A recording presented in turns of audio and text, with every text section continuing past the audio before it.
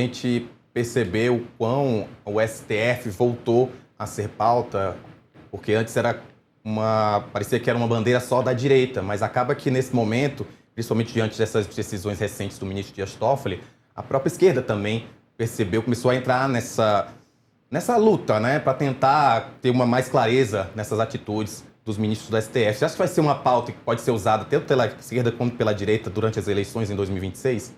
Sem dúvida, até porque o governo não gosta nada do Dias Toffoli, né? Principalmente o presidente Lula, que quando estava preso pela Lava Jato, o Dias Toffoli assumiu uma bandeira lavajatista e chegou até a proibir o presidente Lula, num determinado momento, de visitar o neto, alguém que havia falecido da sua família. Desculpem, me fugiu aqui agora.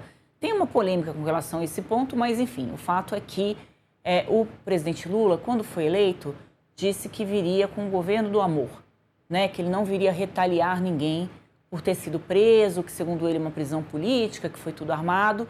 Então que ele voltaria para unificar o Brasil e para fazer um governo de respiro, porque o governo Jair Bolsonaro ficava todo mundo o tempo todo, né, naquele estado assim de tensão, porque eles fizeram um governo de esticar a corda.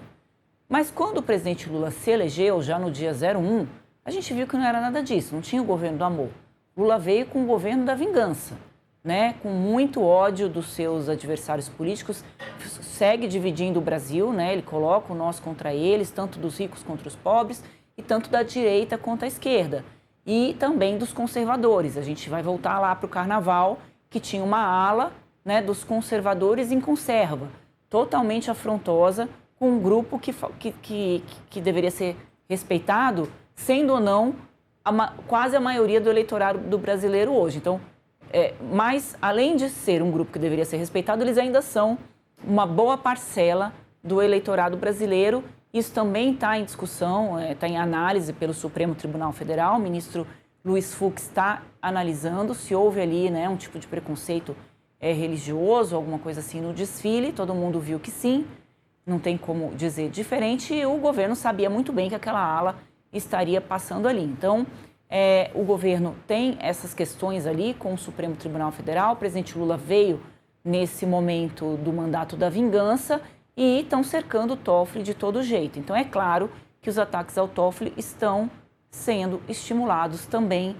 pela esquerda. O Alexandre de Moraes fez um papel para esse governo, né? Quando ele segurou ali a democracia, quando ele condena o Jair Bolsonaro, o regime fechado e todo o seu entorno, né? A condenação foi uma decisão colegiada, mas partiu ali do relator a proposta do ministro Alexandre de Moraes. Então, neste momento, ele isolou, né, um adversário importante do presidente Lula. Isso não quer dizer que a decisão que ele tenha tomado não esteja correta. Estou falando aqui, politicamente, os reflexos dessa decisão de condenação do Jair Bolsonaro. Então, nesse sentido, o Alexandre de Moraes serviu a este governo durante um tempo.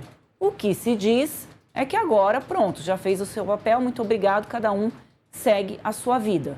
Tanto é que há, da parte do ministro Alexandre de Moraes, segundo o seu entorno, muita desconfiança também de que o governo está atuando, né, para fragilizar essa trinca ali, né, que é o Gilmar Mendes, o Alexandre de Moraes e o Flávio Dino, que são 3 ministros com bastante influência dentro do Supremo Tribunal Federal, e o governo Lula estaria tentando enfraquecê-los para chegar num eventual 4º mandato do Lula, controlando também o Supremo. Eles já controlam o Congresso, controlando também o Supremo, e você tem um poder absoluto ali, uma distorção, né, entre os poderes por parte do Executivo.